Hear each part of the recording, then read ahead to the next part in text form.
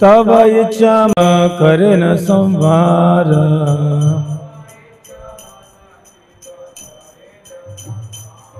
तब इच्छा मते माया सृजे कारागार।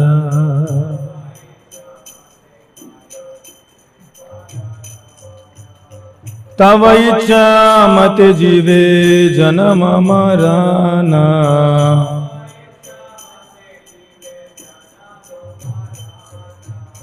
समृद्धि निपात दुख सुख संगठन।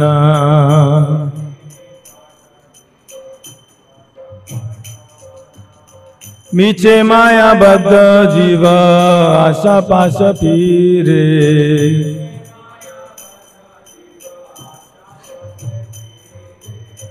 तब इच्छा बिना किछु करते न पारे।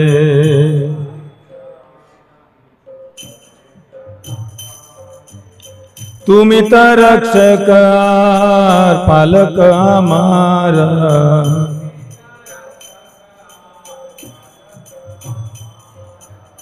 तुम्हारा चरण बिना आशा नहीं है।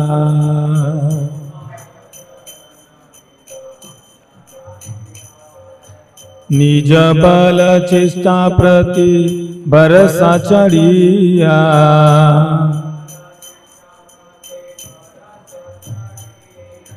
तुम्हारा इच्छा आशी निर्भर करिया।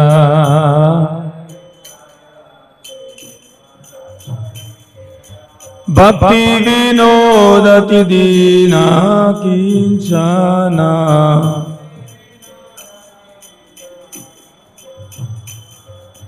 तुम्हारा इच्छा यथा जीवन मरण।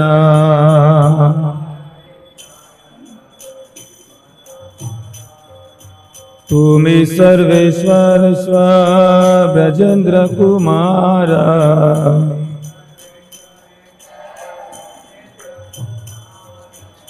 तुम्हारा इच्छा विशेष सृजन संवाद।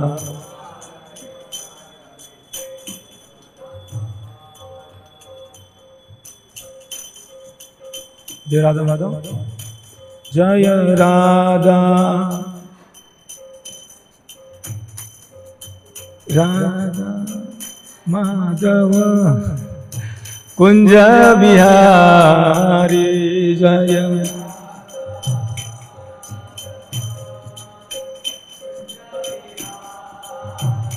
जय राधा माधव कुंज बिहारी।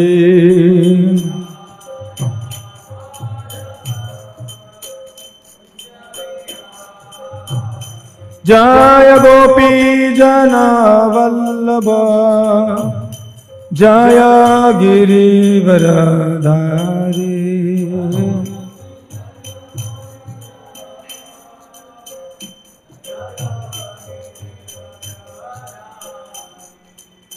जय यशोदानंदन,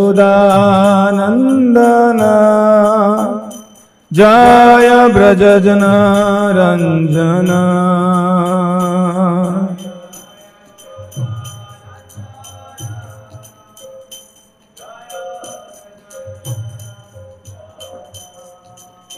जय यशोदानंदन, जय ब्रजजन रंजन।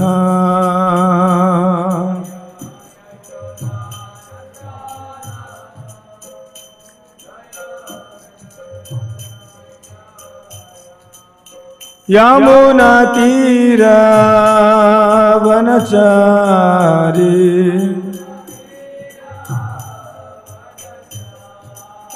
यमुना तीर वनचारी।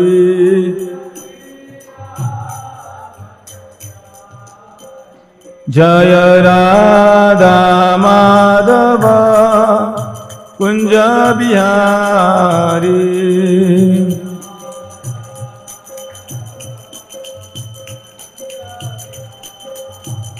जय राधा माधव कुंजा बिहारी।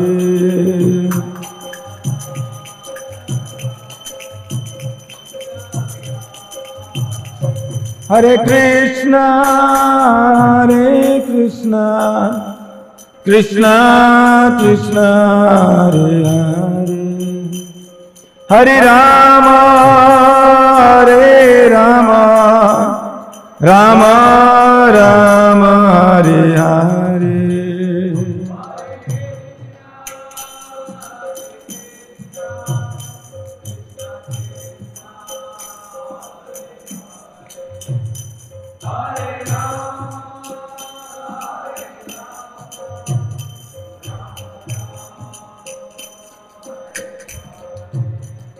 हरे कृष्णा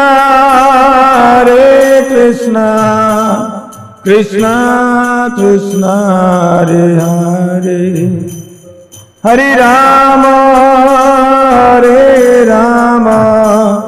राम राम हरे हरे।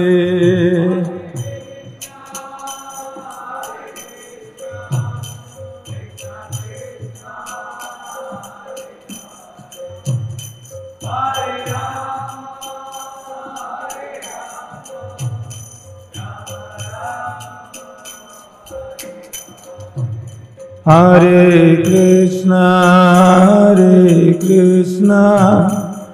कृष्णा कृष्णा हरे हरे, हरे राम राम राम हरे हरे हरे।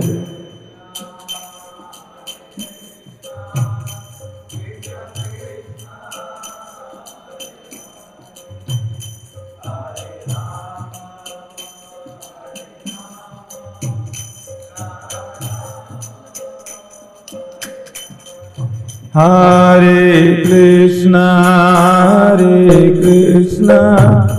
कृष्णा कृष्णा हरे हरे, हरे राम राम राम हरे हरे।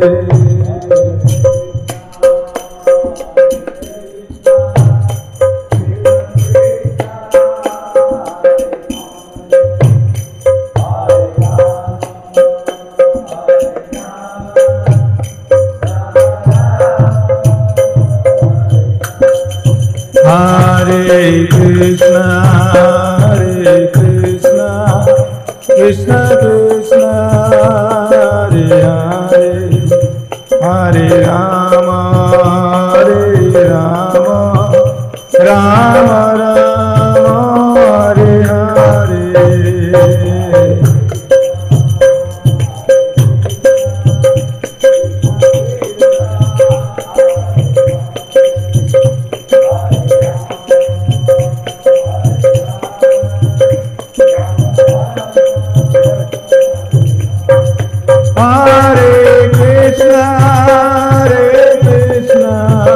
कृष्णा कृष्णा हरे हरे, हरे राम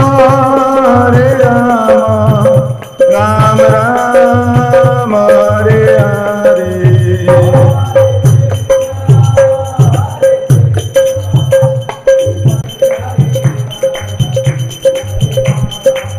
जय गौरनिताय गौरनिताय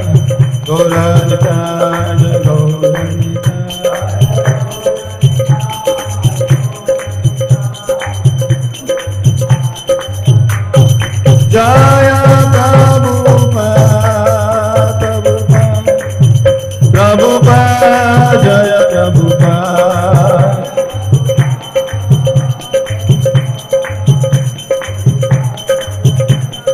निताय गौर हरि बोल हरि बोल गौर हरि बोल।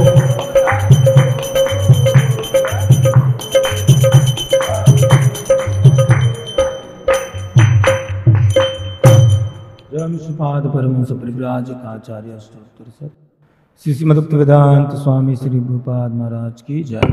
जय विष्णुपाद परमहंस परिव्राजकाचार्य स्तोत्र सत श्री श्रीमद् भक्ति सिद्धांत सरस्वती ठाकुर श्री प्रभुपाद महाराज की, नामाचार्य हरिदास ठाकुर की, प्रेम से कहो जय श्री कृष्ण चैतन्य प्रभु नित्यानंद श्री अद्वैत गदाधर श्रीवासादि गौर भक्त वृंद की जय।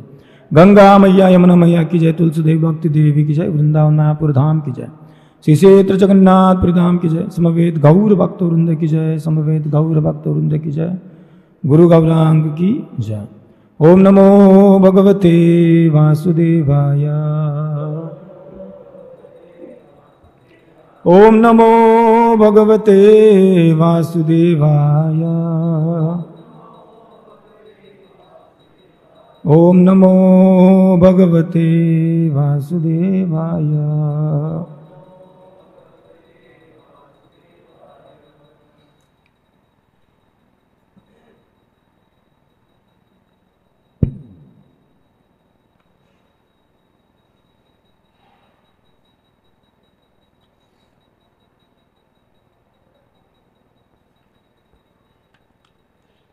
हरे कृष्णा।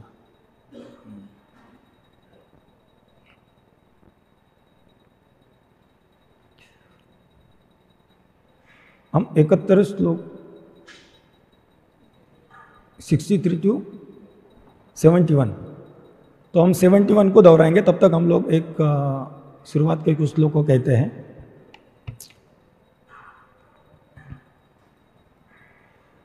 इसी भानुमत पढ़े शुरुआत का, क्या करें केवल, हाँ। तो 63, अंततः संतप्त होकर हाथ जोड़कर उन्होंने इंद्र से कहा, हे राजन, हे इंद्र, हम तुम्हारे भाई मरुदगण हैं, तुम हमें क्यों मार रहे हो? जब इंद्र ने देखा कि वास्तव में उसके भक्त अनुयायी है, तो उसने उनसे कहा कि यदि सचमुच मेरे भाई हो तो तुम्हें मुझसे डरने की कोई आवश्यकता नहीं है। 65, सुखदेव गोस्वामी ने कहा, हे राजा परीक्षित, आप अश्वत्थामा के ब्रह्मास्त्र से जला दिए गए थे, किंतु जब श्री कृष्ण आपकी माता के गर्भ में प्रविष्ट हुए तो आप बच गए। इस प्रकार यद्यपि इंद्र ने एक गर्भ को वज्र द्वारा 49 खंडों में काट डाला था, किंतु वे सभी पूर्ण पुरुषोत्तम भगवान के अनुग्रह से बच गए। 66 और 67, यदि कोई पूर्ण पुरुषोत्तम भगवान की पूजा एक बार भी करता है तो वैकुंठ में प्रवेश करने का अधिकारी हो जाता है तथा भगवान विष्णु के रूप को प्राप्त करता है। संकल्प पूर्वक कड़ाई से नियमों का पालन करते हुए दिति ने लगभग 1 वर्ष तक भगवान विष्णु की पूजा की। आध्यात्मिक जीवन की इस शक्ति के कारण 49 मरुदगण पैदा हुए। यद्यपि मरुदगण दिति के गर्भ से पैदा हुए, किंतु परम भगवान की कृपा से वे देवताओं की बराबरी पर आ गए। यह कैसा आश्चर्य है।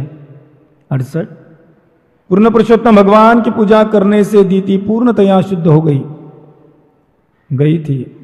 जब वो बिस्तर से उठी तो उसने इंद्र समेत अपने 49 पुत्रों को देखा। ये 49 पुत्र अग्नि के समान तेजवान थे और इंद्र के मित्र थे, अतः वह अतीव प्रसन्न थी। तदंतर दिति ने इंद्र से कहा, हे पुत्र, मैं इस कठोर व्रत का इसीलिए पालन कर रही थी कि तुम 12 आदित्यों को मारने के लिए एक पुत्र प्राप्त कर सकूं।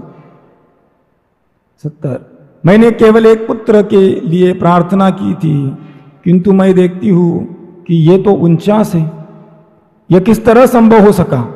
मेरे पुत्र इंद्र, यदि तुम जानते हो तो मुझसे सच सच कहो, झूठ बोलने का प्रयास मत करो। तो एकत्र हम लोग सब लोग दोहराएंगे। इंद्र उवाच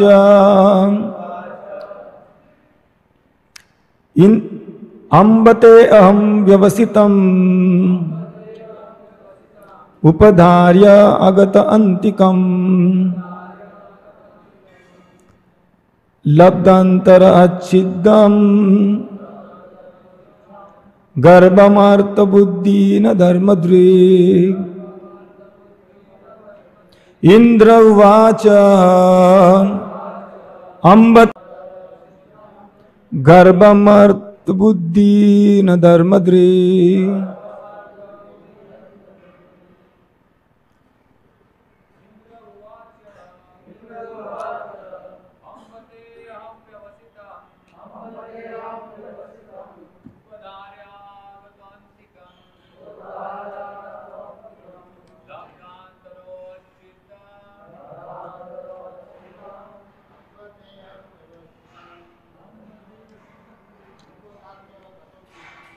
उपधार्य गतो नित्यम्।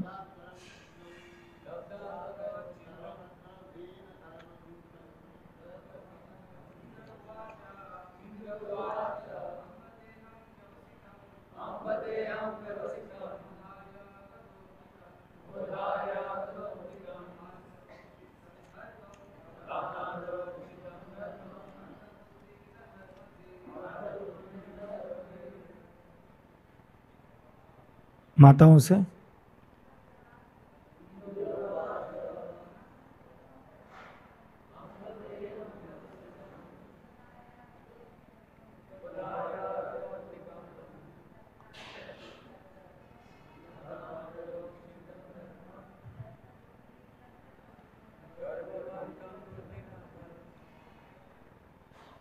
शब्दार्थ। इंद्र उवाच, इंद्र ने कहा, अम्ब हे माता, ते तुम्हारा, अहम मैं, व्यवसितम व्रत, उपधार्य समझकर, आगतः आया, अंतिकम पासी, लब्धम पाकर, अंतरः त्रुटि दोष, अच्छिदम मैंने काट दिया, गर्भम गर्भ, अर्थ बुद्धि स्वार्थवश, न नहीं, धर्मदृक धर्म दृष्टि वाला। अनुवाद। इंद्र ने उत्तर दिया, हे माता, स्वार्थ से अंधा होने के कारण मैंने धर्म से मुंह मोड़ लिया था।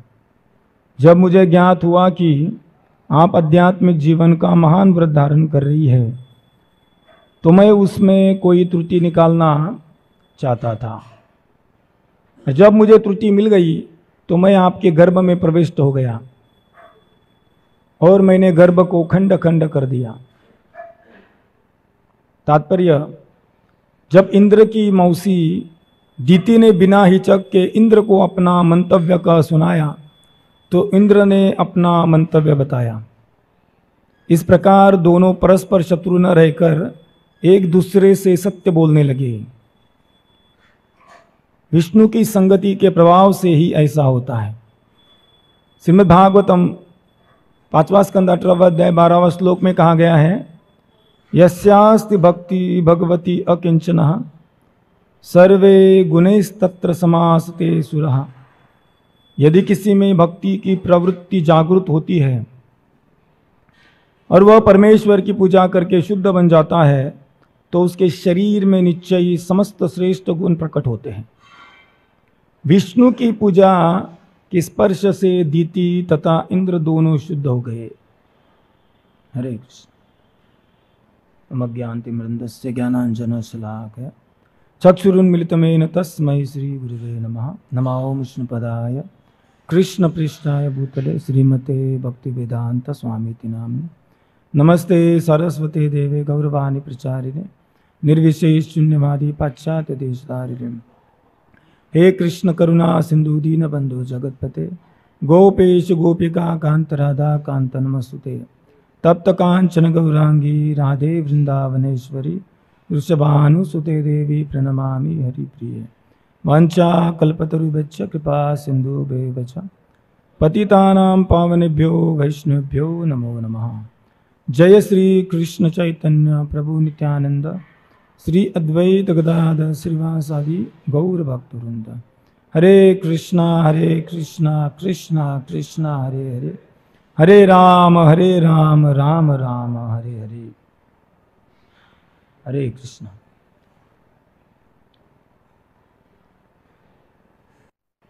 तो कई दिनों से हम ये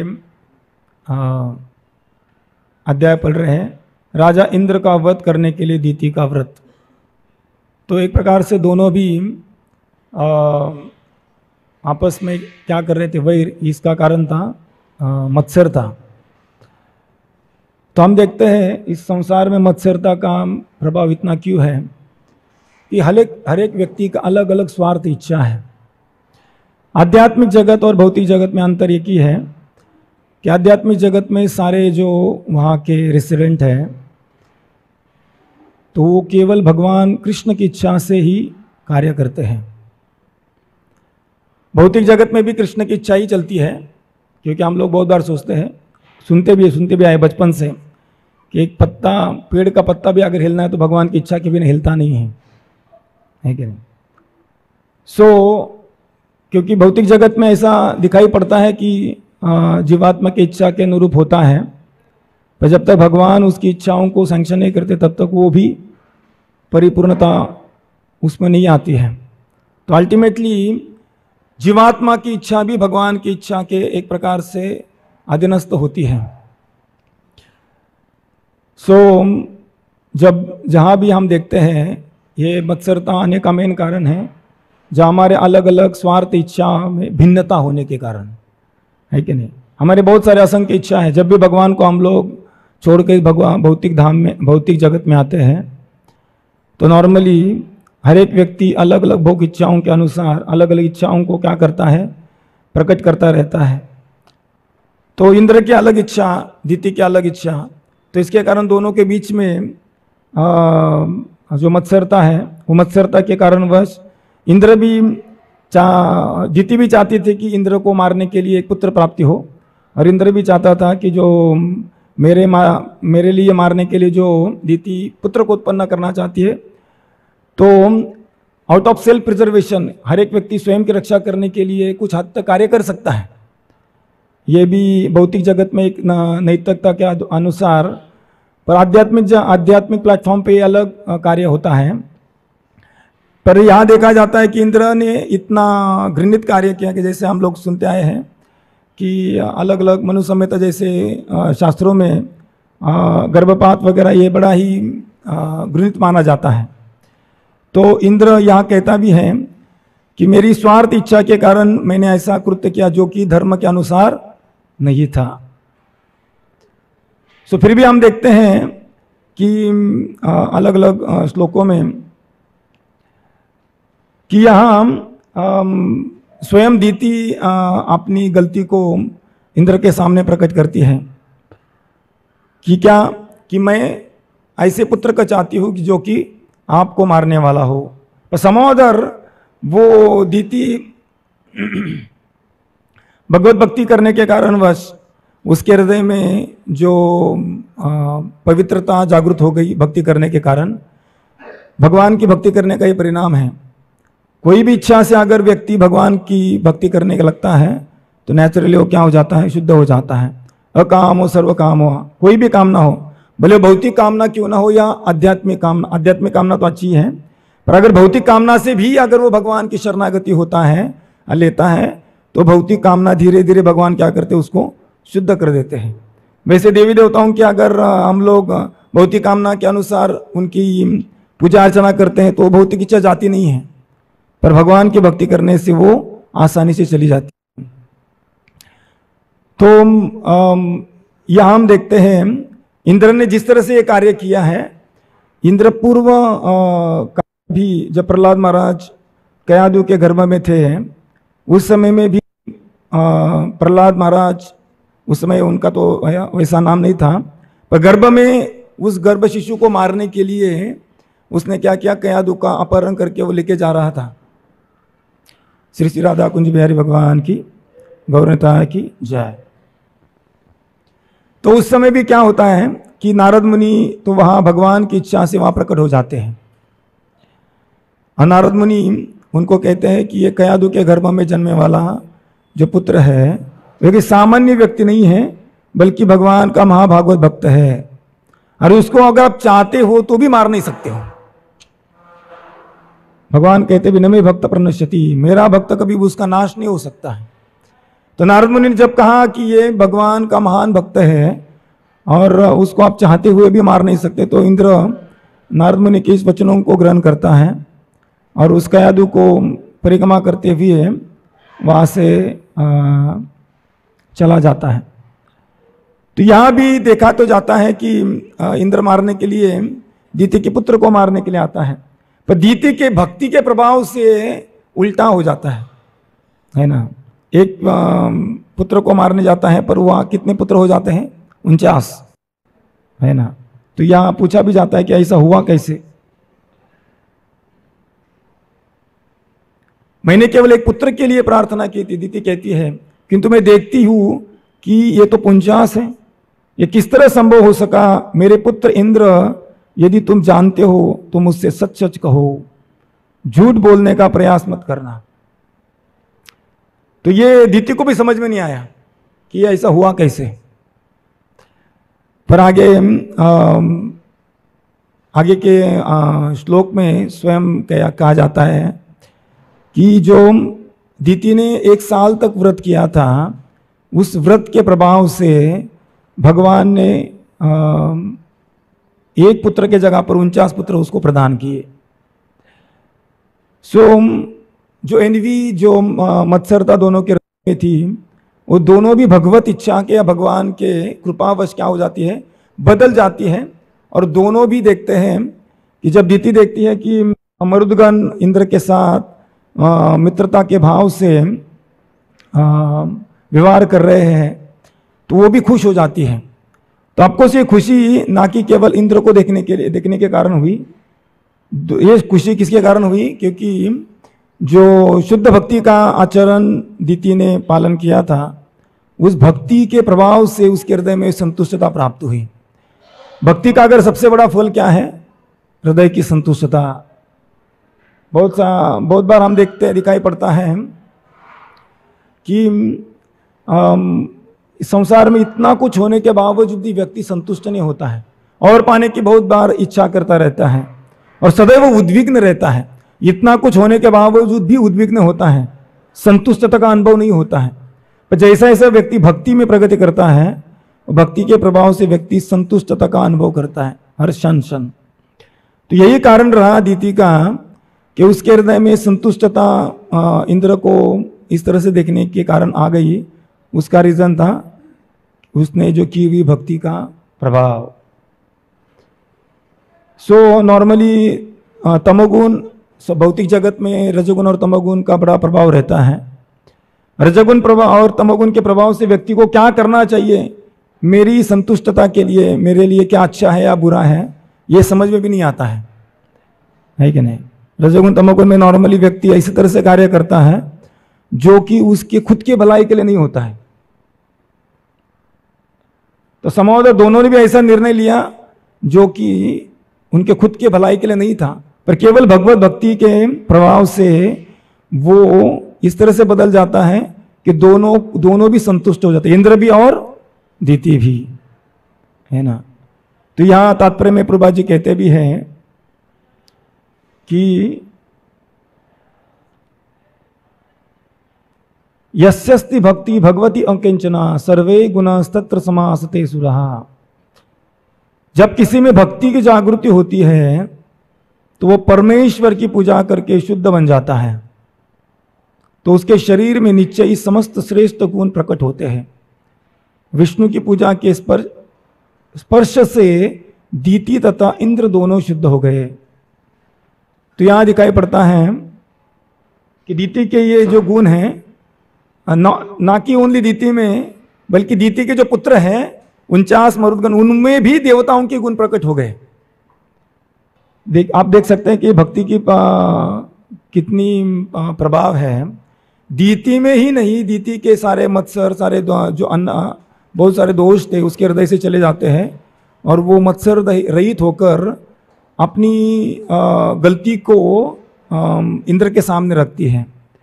अगर कोई व्यक्ति हमें हानि पहुंचाना चाहता है, उसके सामने हम अपनी गलती को प्रकट करें और क्षमा याचना मांगे, ये कोई साधारण चीज़ नहीं है। नॉर्मली कोई अगर हम किसके प्रति हम मत्सर करते तो उसको हम लोग नॉर्मल भौतिक प्लेटफॉर्म पे क्या करते हैं, उसके दुख को देखकर हम संतुष्ट का अनुभव करना चाहते हैं, ऐसा नॉर्मली दिखाई पड़ता है। पर यहाँ अपनी गलती को दीति क्या करती है, इंद्र के सामने प्रकट करती है कि मैंने इस तरह से इसलिए व्रत किया था ताकि आपको आप 12 आदित्यों को मैं मार सकूं। तो किसी के सामने क्षमा मांगना इतना आसान चीज़ नहीं है जो कि आप खुद ही व्यक्ति हमारे लिए हानिकारक हो। पर ये सारे गुण जो है भगवान के शुद्ध भक्ति के प्रदान से आते हैं। यस्यस्ति भक्ति भगवती अकिंचनः, जो अकिंचन भाव से भगवान की भक्ति करता है उसी में ही भगवान के जो दिव्य गुण है उसमें प्रकट होने लगते हैं। इस तरह से भक्ति बड़े ही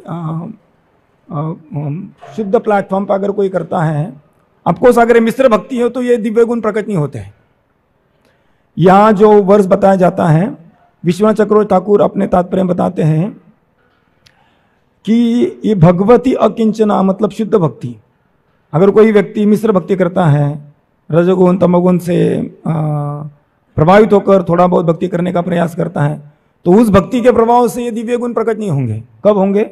जब कोई व्यक्ति शुद्ध भाव से, है ना, अनन्य चिंतन तो माम, जब अनन्य भाव से भगवान की भक्ति करता है तो भगवान उसके हृदय में ऐसे दिव्य गुणों को क्या करते हैं, एज रेसिप्रोकेशन, अपनी प्रेम का रेसिप्रोकेशन करते हुए उसके भक्त के हृदय में ऐसे दिव्य गुणों को प्रकट कराते हैं जो जिसको देखकर काफ़ी देवी देवता ही, नॉर्मल जीवात्मा ही नहीं बल्कि देवी देवता भी आकर्षित हो जाते हैं।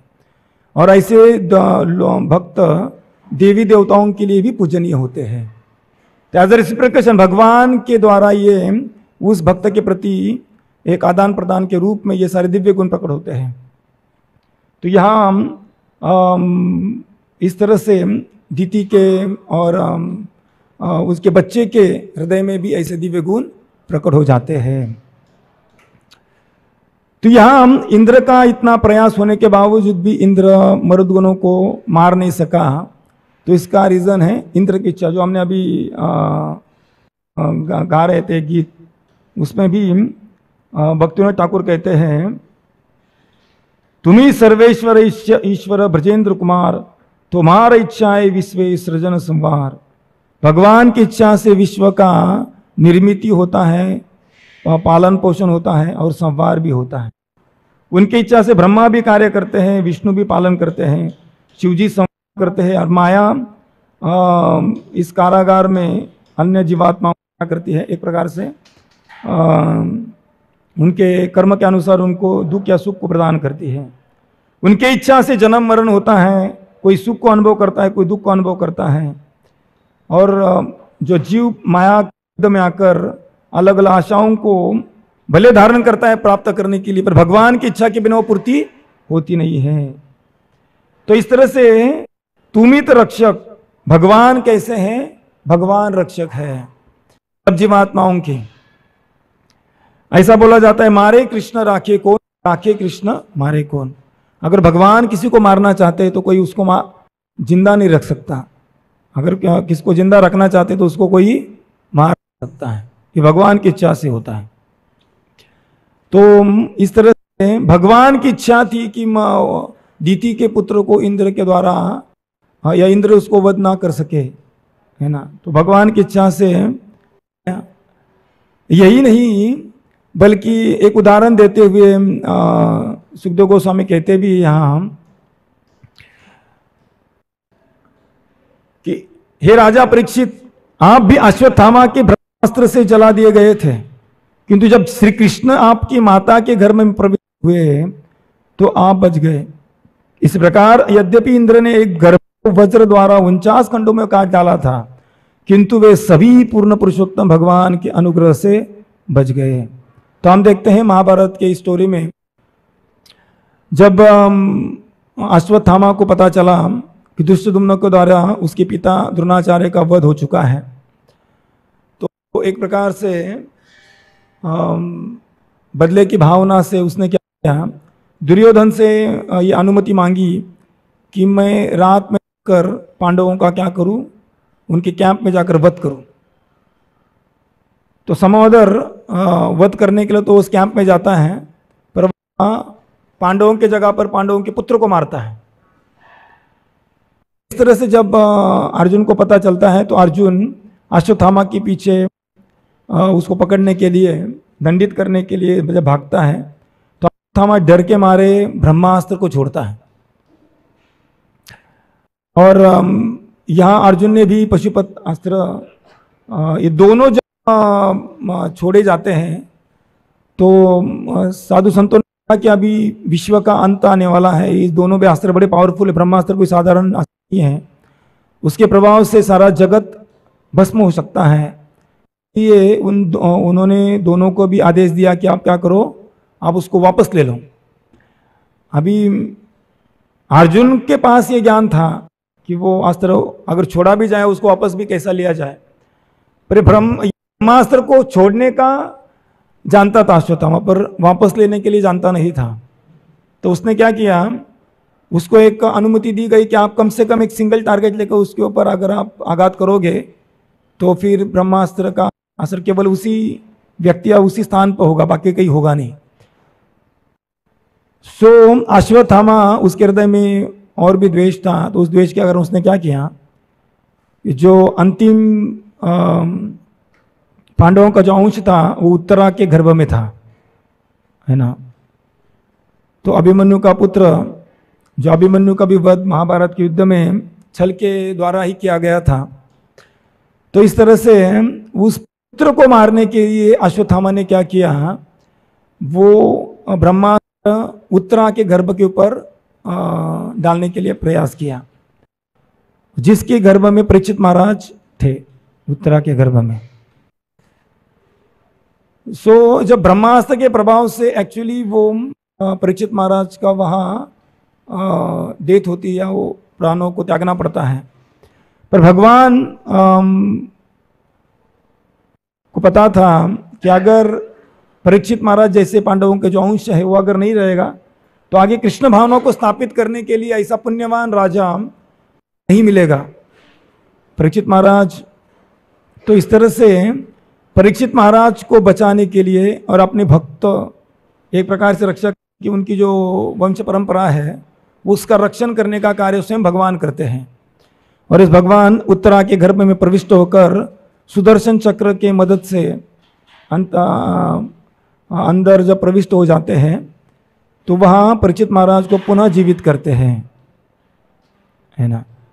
तो इस तरह से वही याद करते हुए सुखदेव गोस्वामी यह कहते हैं कि आपको भी ब्रह्मास्त्र से जला दिया गया था, फिर भी भगवान कृष्ण की अनुग्रह के कारणवश आपको पुनः जीवन प्रदान किया गया। तो अगर भगवान की इच्छा है तो मरा हुआ व्यक्ति भी जिंदा हो सकता है कि नहीं। तो यहाँ परीक्षित महाराज को भी पुनः जीवित रूप में पाया जाता है। तो इस तरह से जब धर्म की परिभाषा भी शास्त्र में आती है, धर्मम तो साक्षात भगवत प्रणीतम, भगवान जो देते हैं उसको धर्म कहा जाता है। भगवान की जो इच्छा है उसको ही धर्म कहा गया है, उसको ही नैतिकता कहा गया है, उसको ही वास्तविकता में पुण्य कहा जाता है। अगर वो धर्म भगवान की इच्छा के विरुद्ध जाकर अगर कार्य करता है तो उसको अधर्म कहा जाता है। भले नैतिकता के आधार पर उनको भक्ति सिद्धांत ठाकुर महाराज जब प्रभुपाद जी को आदेश देते हैं कि आप पाश्चात्य देश में जाकर आप क्या करो, अंग्रेजी भाषा में प्रचार करो, तो अगर उस आदेश के अनुसार अगर प्रभुपाद जी सक्सेसफुल हो जाते, यशस्वी हो जाते इंडिया में, भारत में प्रचार करते हुए, तो पाश्चात्य देश में जाकर प्रचार नहीं करते। तो इतना साल प्रचार करने के बावजूद भी प्रभुपाद जी को केवल देश मिला, ठीक है, किसकी इच्छा से? भगवत इच्छा से। और इस तरह से जब वो पाश्चात्य देश में आते हैं, वहाँ इस्कॉन की स्थापना करते हैं, तो असंख्य हिप्पी जैसे लोग जिनको धर्म क्या है पता नहीं है, कृष्ण कौन है पता नहीं है, शास्त्र के बारे में ज्ञान नहीं है, ऐसे लोगों को उन्होंने आसानी से भगवत भक्ति प्रदान की, से वहाँ और शास्त्र इन तीनों के आदेशों के द्वारा हम भगवान की इच्छा समझ सकते हैं। तो धीरे धीरे जब भगवान की सेवा में लगाया जाएगा तो इसकी जो पाप करने की जो इंक्लिनेशन है वो धीरे धीरे क्या हो जाएगा, शुद्ध हो जाएगा उससे हो। तो उस तरह से गुरु उस तरह से आदेश देने का कार्य करते हैं। ते गुरु साधु और शास्त्र ये तीनों के आदेशों के द्वारा भगवान की इच्छा इस संसार में क्या होती है, प्रकट होती है। तो इस तरह से जो भी व्यक्ति नम्रता के साथ भगवत भक्ति का पालन करने का प्रयास करता है तो हम भी भगवान की इच्छा पालन करने के लिए क्या बन सकते हैं, एक साधन बन सकते हैं, इंस्ट्रूमेंट बन सकते हैं, है ना। जब हम देखते हैं अर्जुन भी पहले तो भगवान की इच्छा थी कि महाभारत युद्ध में वो पूरी तरह से क्या करे, युद्ध में सहभाग ले, पर तैयार नहीं था वो, है कि नहीं। तो भगवान की इच्छा के अनुसार धीरे धीरे जब उसको भगवत गीता सुनाई जाती है तो वो तैयार हो जाता है कि आपकी के अनुरूप में क्या करूँगा, युद्ध करूँगा, है ना। और इस तरह से साधन बनकर सारा क्रेडिट किसको मिलता है, एक प्रकार से अर्जुन को दिया जाता है। जब हम लोग इसी तरह से गुरु साधु और शास्त्र के अनुसार कार्य करने का प्रयास करते हैं तो हमें भी ऐसा साधन बनाया जाता है, हमसे भी ऐसे कार्य हो सकते हैं जो कार्य भगवान के द्वारा मान्य है कि नहीं। क्योंकि गुरु भी कोई स्वतंत्र व्यक्ति नहीं है, गुरु भी अपने आचार्यों के आदेशों को पालन करने में सदैव अपने आप को कैसे रखते हैं, उनके सेवा में रत रखते हैं। और इसीलिए जब भी उनके द्वारा कोई वचन आदेश शिष्य को प्राप्त होता है तो वो शिष्य के लिए वो सारे परंपरा का और भगवान के द्वारा सारा जो उनके द्वारा ही वो आदेश आ जाता है, ऐसा समझना चाहिए, है ना। क्योंकि गुरु भी स्वतंत्र व्यक्ति नहीं है, वो अपनी परंपरा को गुरु जन जो पूर्ववर्ती आचार्य है उनके द्वारा वो प्रेरित कार्य करते हैं। और इस तरह से भगवान उनके वचनों से एक वे से कैसे हो जाते हैं, प्रकट हो जाते हैं। तो सारा भागवतम अगर आप देखेंगे, सारा भागवतम इस तरह से भगवान की अलग किस तरह से भक्त के जीवन में इच्छा, भगवान की इच्छा ही इस भक्त के जीवन में प्रकट होती है अलग रूप में। बहुत पे देखते हैं भागवतम में हम लोग। तो यहाँ भी उस तरह से भले ही इंद्रम चाहता था मारने के लिए, पर भगवान उसको बचाना चाहते थे और दीति के जो भक्ति का फल है उसको प्रदान करना चाहते थे। और उस फल के अनुरूप 49 मरुदगण उनका जन्म होता है कि नहीं। सो और भी एक तत्व है जो हम यहाँ समझ सकते हैं कि जब कोई व्यक्ति भगवान के प्रति प्रेम को अर्जित करता है तो केवल भगवान के प्रति प्रेम नहीं रखता है बल्कि हर एक जीवात्मा के प्रति सहानुभूति रखता है। क्या रखता है? सहानुभूति। हर जीवात्मा के प्रति प्रेम की भाव रखता है। तो हम देखते हैं कपिल मुनि की शिक्षाओं के अनुसार अगर कोई व्यक्ति कहता है कि मैं भगवान के प्रति प्रेम करता हूँ और बाकी जीवात्मा के प्रति द्वेष करता हूँ, तो एक प्रकार से एक यज्ञ है जिसमें घी डाला जाता है यज्ञ में अग्नि जलने के लिए, पर वो घी किस में पड़ता है? जैसे आश होती है ना, राख को हिंदी में क्या कहते हैं? राख कहते हैं। हाँ, तो उस तरह से उसमें घी डालने जैसा है, तो उसका कुछ फायदा होने वाला नहीं है। तो इस तरह से दीति के हृदय में वास्तविकता से भगवत भक्ति जागृत है, उसका परिणाम है जब उसने इंद्र के प्रति एक सहानुभूति का व्यवहार करते हुए उससे प्रेम का आदान प्रदान किया। ठीक है, हरे कृष्णा। तो समय हो गया है, तो कुछ कमेंट्स है या प्रश्न है तो